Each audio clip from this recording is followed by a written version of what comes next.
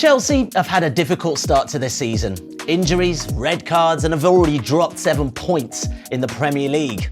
So should we be concerned? And more importantly, can they fix their issues? On this show, brought to you by Ball Sports, we've got JJ Bull and John Mackenzie.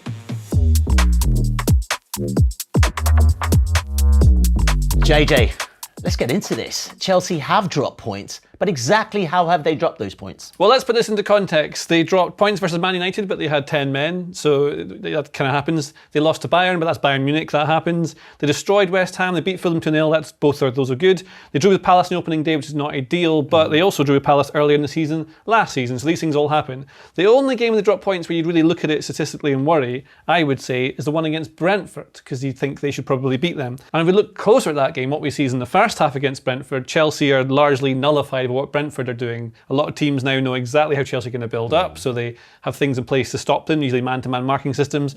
And the stats play out that in the first half, Chelsea hardly have any shots. They have lots of the ball, but they don't really create anything of value. In the second half, Maresca makes changes, and this is the thing he keeps doing, is making loads of substitutions to try and change things up, to try and deceive the opposition team. And then you see a difference. You see once Palmer and Garnacho on, they start creating chances, and they end up getting into the lead, and then finally conceding.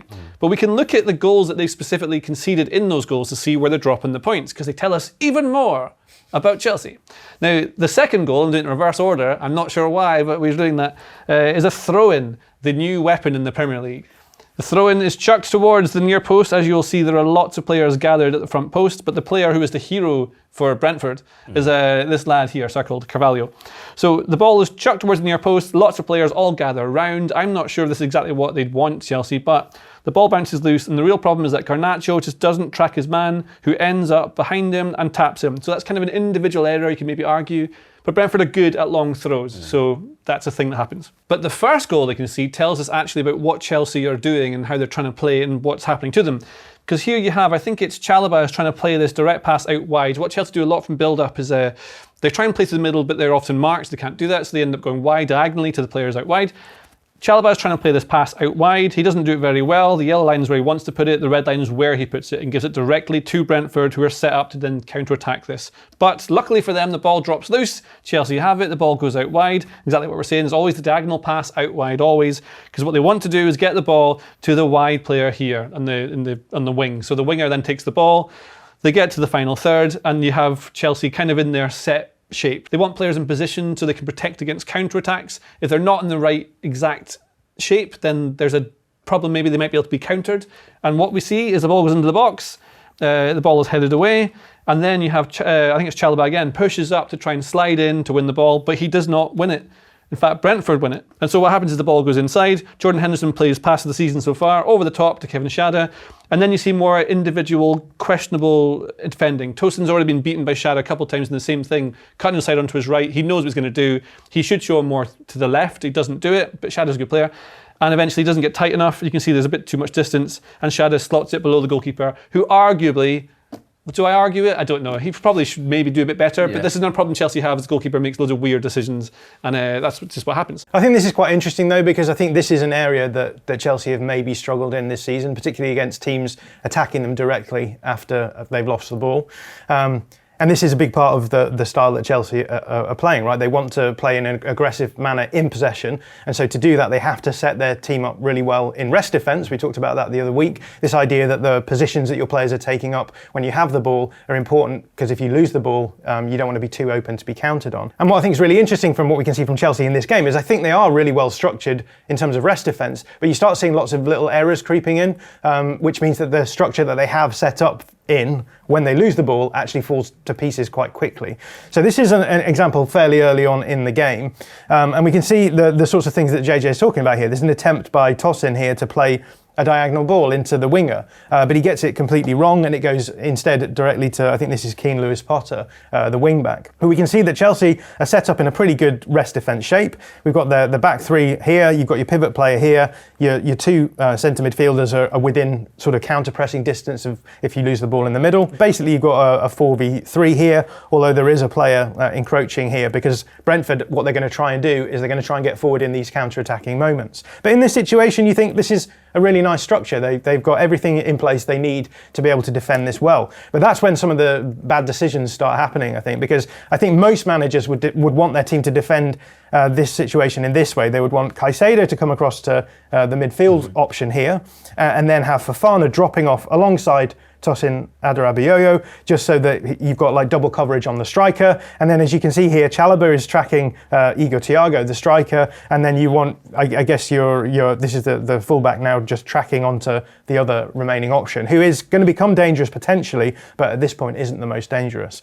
If you do that, I think the situation is fine, but actually what ends up happening is lots of different decisions take place. Fofana steps up onto this player, Caicedo doesn't do anything, and so ends up just covering lots of space but doing nothing functional. And what eventually ends up happening is when the ball goes through, these two centre-backs double up on Thiago, and Xhaka is left free. And so the ball could come out to him and he can generate a shot from there. So what you're seeing is good structure initially, but then it falls to pieces quite quickly. And the same thing happens on the goal that JJ's just talked about as well. So again, ball turned over. This is the point that JJ said that it gets headed out. Fairly good rest defence structure. You've got a centre-back on one striker and Moises Caicedo on the other, and then you've got a zonal player at the back, so you've got an extra player essentially. And you've got Fofana here ahead of his man.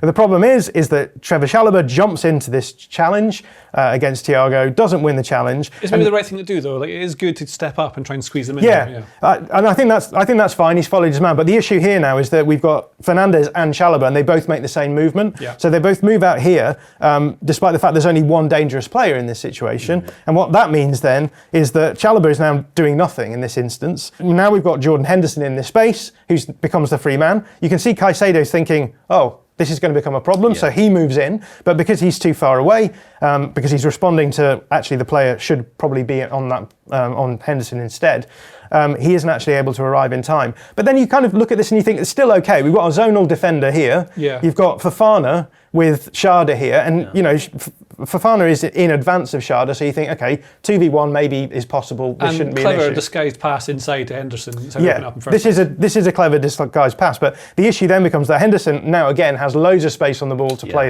the pass, and we can see here as well, Chalobah now doing nothing. He's basically moved himself out of position, so he's not added anything to this play. Caicedo hasn't been able to arrive on time, so you've got two wasted players here in your rest defence. And if we go back to look at what Fofana's doing, Xhaka has already started generating separation from him ahead of him, which means that when the ball comes in, we end up with a situation where it becomes a 1v1. Fofana is now offering nothing, so it could have been a 2v1. Yeah. It's become a 1v1, and from here we get the goal. So I think we're seeing examples of this happening in lots of games for Chelsea at the moment. They have good rest defence structure. It's what Maresca wants, but actually in the details they're falling down a little bit. But the thing to say with this is, like, when you play the way Chelsea want to play and have control and squeeze teams up, this is a natural like risk-reward sort of thing, because if you have the control, in theory you can generate more chances. But what seems to change from game to game is that Maresca changes different players, hoping that they can make the difference, and sometimes do, sometimes they don't. And this is the thing, like, are they actually good enough at doing this? Are they getting enough benefit, enough reward from taking the risk? And the other things, when you look even closer at the actual games they played against Fulham, they won, it sounds like comfortably 2-0, but they should have been 1-0 down, wasn't it? Yeah, when there was a goal that was disallowed, unfairly ruled out. And Crystal Palace, another goal ruled out for nonsense, the free kick The thing. Fulham disallowed goal as well was an instance of their rest defence falling to pieces again as well. So it's the same sort of repeated problems that we're seeing. So that's the thing that will kind of happen. But that said, they did beat those teams with Drew Palace in the end.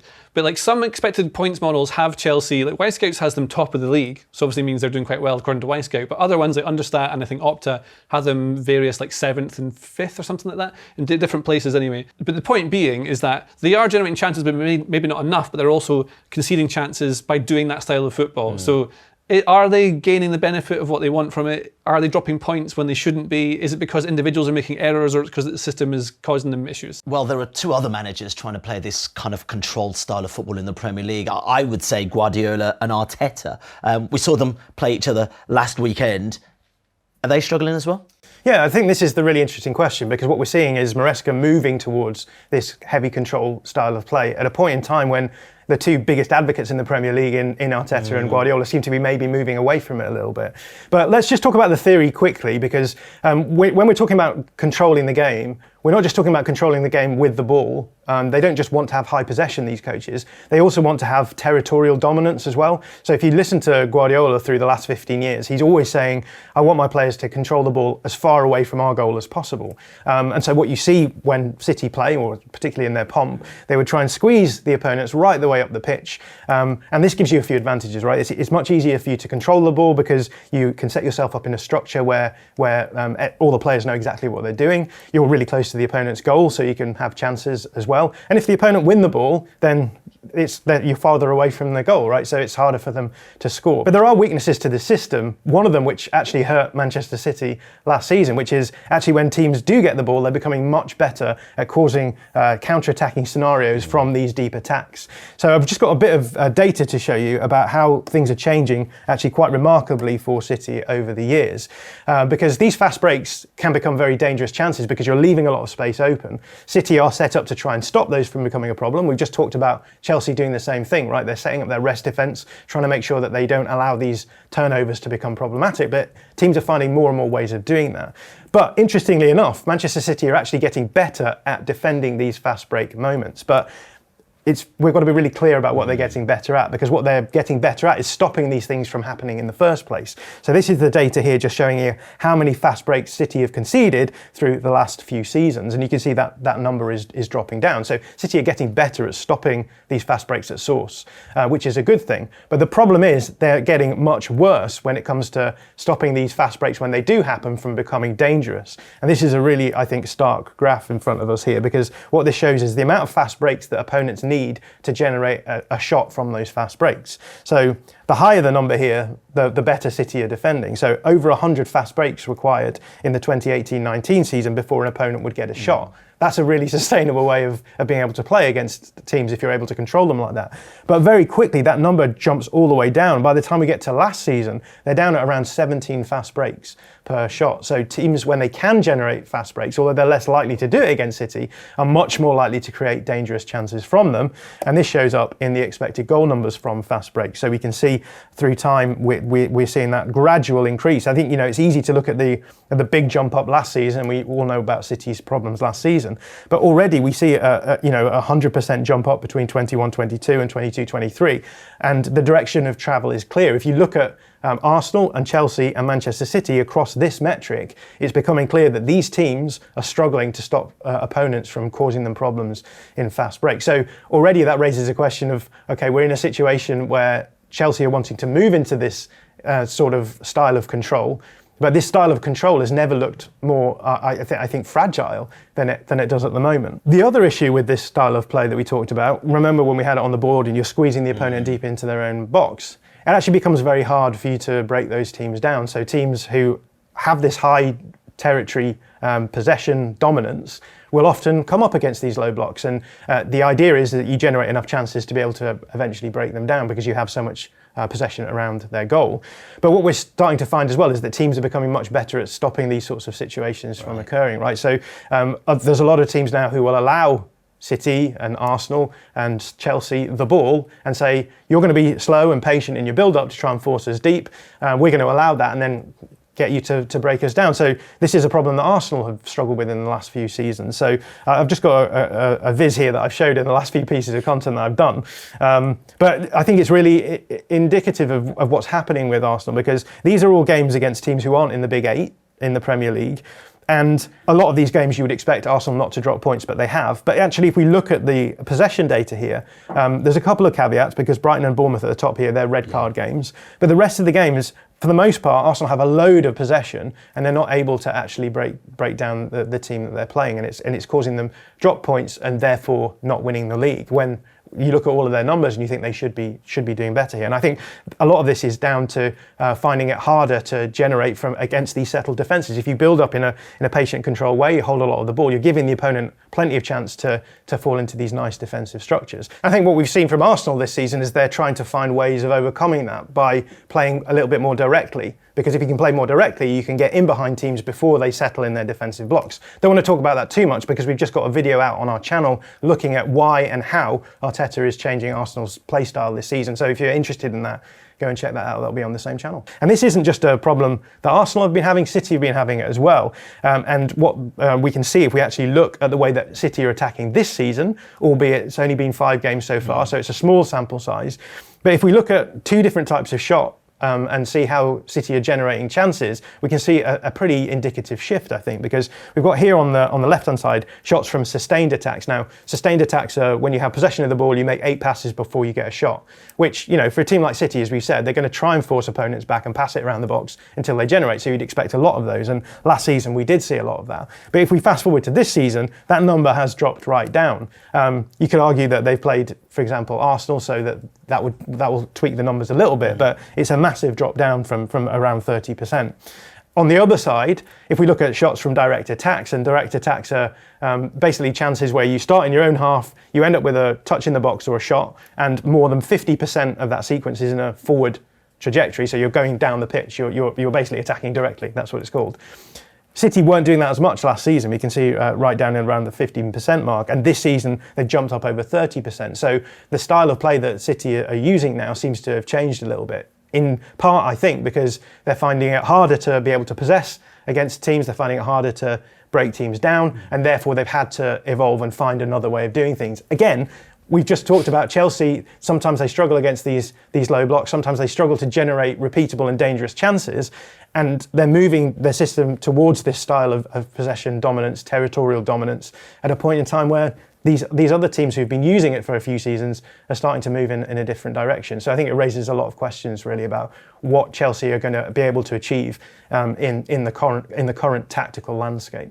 Okay, well, I tell you what, I want to delve more into how Chelsea solve their own problems. But before that, something that's been surprising this season is how well the newly promoted teams have done. Well, here's Sam Tighe to tell us why. Welcome to What's Changed, presented by Boyle Sports. Let's take a look at what Leeds, Burnley and Sunderland are doing right. Over the last 5 years, a clear blueprint for survival has emerged. Brentford, Bournemouth, Nottingham Forest and more have proved that conceding possession can be the key to success. And this year's crop are following suit. After 5 games, all 3 are averaging less than 45% of the ball. Sunderland have conceded just 4 goals and built a counter-attacking team filled with pace in attack, energy in midfield and strong box defenders. While Leeds have recruited a team of giants. They signed 6 players this summer who are at least 6'1" as they look to exploit set pieces. And Burnley have embraced their inner Sean Dyche, not their inner Vincent Kompany. All 3 are avoiding the mistakes of Southampton last season, or Burnley the season before, who tried to play possession football. Over 38 games, the jump in quality may still prove too big, but by accepting their limitations,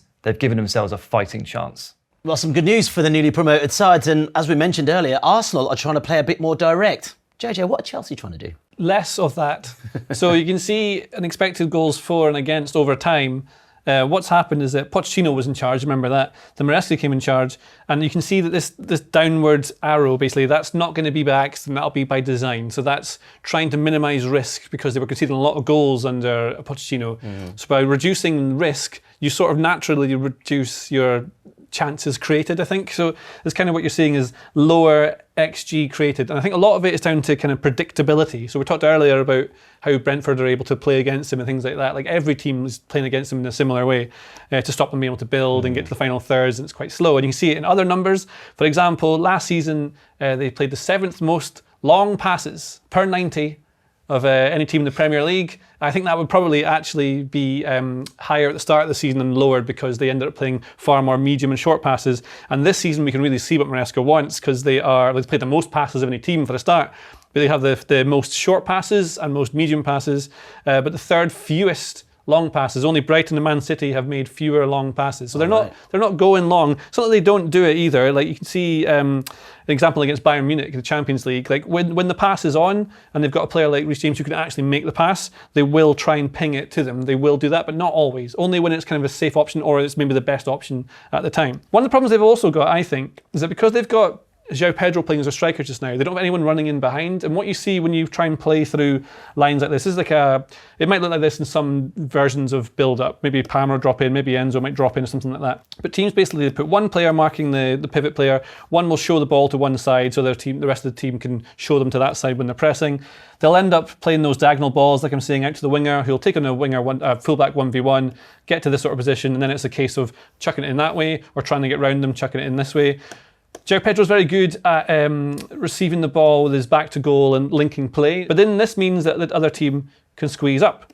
And so what you start seeing is there's less room to play in behind, and it goes even further back. If you push them up here, you get them all further forward. If Pedro is dropping in, you're going to have other players who just get squeezed, and what you do is you reduce the amount of space between the lines, so then you can't really play. And then we also have Cucurella or Gusto running into space that someone like Enzo might want to go into, or maybe Palmer when he's playing as more of a 10. He might want to run into these positions, but if Cucurella's already there, he'll go somewhere else and he's less involved, you get less with it.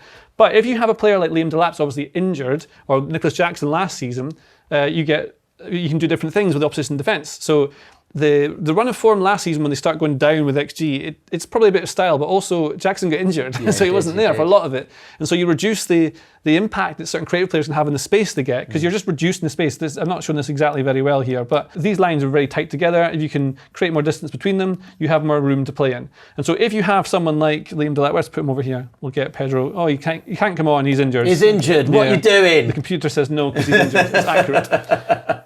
Let's imagine for a minute that Pedro is Liam Delap. The ball's going to be here. Caicedo can play this ball over the top. He's going to run in behind. And the threat of that means this back line wants to go a bit further back. And of course, that then creates a space in behind. So the ball is put down. These can then play and have a bit of fun. And you get Palmer more in amongst it. And last season when he was really scoring goals, he was playing a lot closer to the striker in those sorts of positions. But now, to keep the structure and the spacing that Maresca wants, he's not really as involved quite as much. And I think that's probably why he's declined a little bit with his creative output. So it's a lot to do with the amount of short passes they're playing to gain control and build up slowly to get to the final third. They're not playing longer passes to try and stretch the defence because they don't really have the players for it. You can play long passes to the wingers, but like we're saying against Bayern, but you don't really want to do that all the time because give the ball away and it comes back to you straight away. Maresca wants control, he wants to reduce risk, and that's what he's benefited from in some instances, but also is making them less effective and dangerous in the final third. And unless players like Estevao pull a rabbit out of the hat, oftentimes they're just not breaking teams down. And so they look predictable. It's not especially fun to watch at times, but they have great players so they can break them down. So they're kind of fine, but I think somewhere in this, the two walls, the ping pong thing, that's where Chelsea are. They're all right, they're fine. I guess when we're thinking about solutions, a team that plays this positional style of play, Luis Enrique's PSG, they've just won the Champions League. Is there an idea that perhaps if Chelsea adopt a much more succinct juego de posición, that positional style of play, they might actually be successful? Yeah, I think that's a really interesting comparison, because I think Enzo Maresca has started to adopt some of the ideas that Luis Enrique has been using at PSG. I think the reason why sometimes the positional game can struggle in the modern world is because opponents are now, what you're trying to do is you're trying to create a nice in-possession structure to be able to retain possession and also defend if you lose the ball. And whenever you have a structure, it has the problem of potentially becoming a rigid structure. And when you have a rigid structure, it can be very easy to stop that structure from being dangerous. So what we've started seeing teams do is man marking against Chelsea, because relatively speaking, last season, we knew that, well, they're going to end up in possession with a back three. They're going to have a player or two players in front of them, maybe one of the fullbacks inverting alongside them, and then they're going to have their five in front of that. And it became very structured, and it became very predictable, and a lot of teams I think would look at that and be like, we know how they're going to play, we know how to cause them problems, and we can see that from this screenshot from the Brentford game, where actually what we've got is Brentford using this back five and then a diamond in the midfield to match up with the Chelsea players. As you can see, there's the three Brentford midfielders on the three Chelsea midfielders. And what they've done here is they've actually got Igor Thiago, one of the strikers, to track Caicedo because he's really important to build up. And then they're saying, okay, fine, possess the ball at the back with your three. We're really nicely set up to stop you from causing us any problems from a defensive point of view. That's a difficult situation to break down, because I think usually positional play it's all based around breaking down zonal structures, where it's like the space is there, you've just got to find it. Whereas here, with players man-to-man all over the field, you have to create your own space. You have to create that space through generating separation. You have to lose your marker, essentially. And then if you can do that and get the timing right, then you can move the ball through the field. But the problem is that losing markers is best done by being flexible and moving around, right? So you can see the problem that arises, because on the one hand, we're saying Maresca wants to keep his players in a nice structure so they can keep the ball and defend well, but actually they're so predictable at times that teams are finding it easy to stop them from having having any kind of inroads into them from an attacking point of view. So they need to be more flexible. So how do you get the balance right between flexibility and structure? And that's where I think the modern positional game is going. Luis Enrique has this really nice approach, which we'll talk about now. It's actually been talked about by the analyst Callum Saunders, and he talks about it in terms of anchors and floaters. Anchors and floaters is already, anchors, strong, stay in the right place, keep you stable, exactly. Floaters, flexibility. So what you're doing is you're trying to get the balance of those two things in order to get the best of both worlds. The structure that you need to retain possession and defend, but also the flexibility and fluidity to be able to move the ball through the lines. So this is what PSG look like. It's actually very similar to what Chelsea look like, right? You've got your back three, you've got your pivot player in front of them. He calls these anchors and also calls the wingers anchors. I actually prefer to call them pinners because what they're doing is they're sitting out wide, they're pulling that back line apart, so they're creating space that you can then attack with your floaters. So this whole structure is designed to create the space inside for your more creative players, your more fluid players, whilst not giving away too much of the structural side of things. And we can see that exactly happening in this game. So that's the same screenshot that we had before, Brentford versus Chelsea. We've got the anchors on. We've got the pinners on and we've got the floaters on, very structurally similar. So we can see that there's clearly an emphasis by Maresca to sort of follow in these ways. And I think what Chelsea need to do, and JJ's already talked about it, with the striker dropping off, that creates space that can then be attacked. We need to see Chelsea doing more of that. We need to see the fluidity emerging in the coming season, I think, in order to generate more of this upside. So last season, I think, was more about rigidity, get the players familiar with the structure. Once they've got that structural familiarity all down, they can then start introducing a little bit more of these fluid elements and change things up. And actually in this game we saw an interesting example of that, because in this situation the problem is that you've got three players in build-up against one Brentford player. You don't need that amount of players to move the ball through those lines of pressure. So essentially what you're doing is you're saying, okay, you can have, like Brentford have two players at the back extra free. It's going to be much harder to break them down. So why have your three players at the back? Why not move one forward and change things up? So there's the ability to be fluid and flexible here. So in the second half, we can see immediately they've just gone with these two anchoring players at the centre backs and pushed the other one further up into the field. Actually, it's Reece James sitting alongside Caicedo. And I've put Caicedo and Reece James as anchors here, but I think they have the ability here for one of them to just become a floater and push into that midfield. So you're basically committing an extra player forward, making it harder for them. They had the ability to move the ball around that one player because there's still two at the back. It's a bit more risky because you're taking a player out of your back line and moving them further up. Against a team like Brentford, it proved to be the difference between the teams, and they were unlucky to get the draw in the end with that throw-in. But in the second half, they were much better. The big question is, against bigger teams, is this going to be something that they can do more successfully? But we can see, I think, evidence that Maresca is trying to solve some of these problems that we talked about, these high dominance, high territory teams facing. And I think if they can overcome this, maybe the first few weeks of the season where they drop points are just going to be indicative of teething problems as they're getting through this. Hopefully by the time they get through into the latter stages of the season, they'll be much more familiar with how to play this structural rigidity and fluidity at the same time and be a much more dangerous team for it. Yeah, there you have it, Enzo Maresca. Just copy Luis Enrique. So easy. If you like this video, please consider subscribing to the channel. The Athletic is home to some of the world's best sports journalists, including David Ornstein, Amy Lawrence and James Horncastle. With the latest transfer news and insights on every Premier League story that matters, theathletic.com puts you inside football, and you can try it for free now for 30 days. See the link in the description.